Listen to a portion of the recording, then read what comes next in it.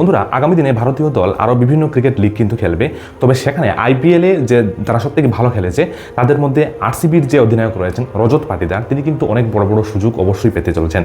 তাছাড়াও ঋতুরাজ গাইকোয়াড়ও কিন্তু ভারতীয় ওয়ানডে দলে কিন্তু সুযোগ পাওয়ার সম্ভাবনাটা সবার থেকে বেশি রয়েছে।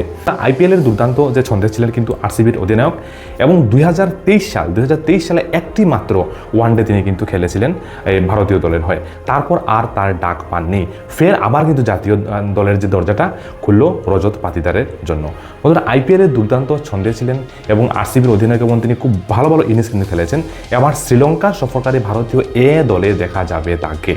অন্যদিকে আচমকাই কিন্তু পাটিদারের কাছে যে সুযোগটা, সেই সুযোগটা কিন্তু চলে এলো।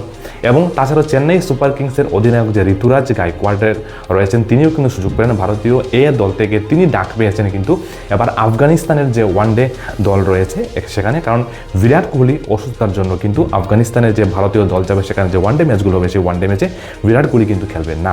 বাট রজত পাটিদারের জন্য যেমন সুবর্ণ সুযোগ, তেমন ঋতুরাজ গাইকোয়াড়ের জন্য কিন্তু ভালো কিছু করে ভারতীয় যে দল রয়েছে সেখানে পার্মানেন্ট জায়গা করার একটা ইম্পর্টেন্ট সুযোগ রয়েছে।